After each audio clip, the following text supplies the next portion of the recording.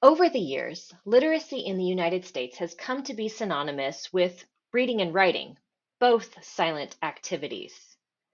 Today, we want to reframe oral skills as critical elements for literacy learning or reading potential, that words learned orally will be accessible to read and understand once the learner can easily decode them. Children start learning the meanings of spoken language within the first years of life, and they acquire thousands of words in their home language before they begin their first day of education. Therefore, reading can be characterized as the product of decoding and listening language comprehension, or put as an equation, R equals D times LC.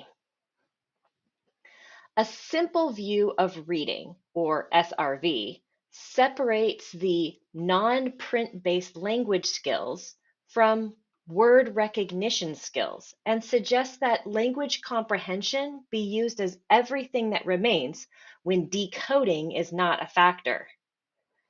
Reading comprehension becomes about general and specific understanding of language, which we call oracy.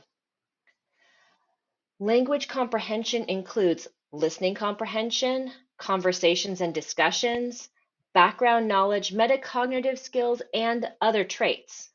Once a child has become a good decoder, differences in reading ability will reflect differences in listening ability.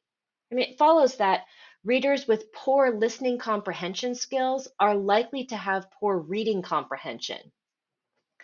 It takes the average English-speaking student until 7th or 8th grade to be able to read the words they can understand orally. It is surely even a longer time frame for ELs.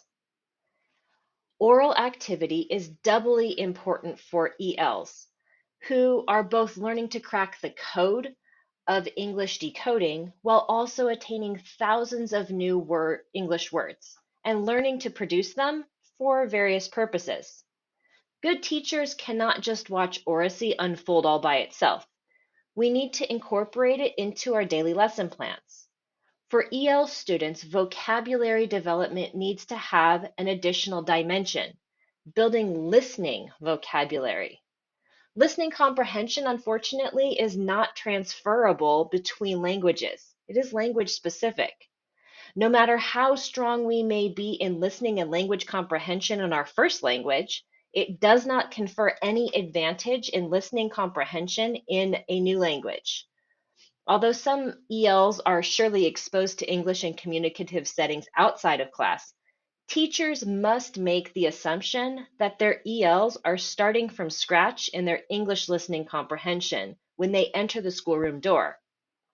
All students, especially EL students, benefit from a strong daily diet of instructional conversation, planned, goal-directed conversations on academic topics between a teacher and a small group of students.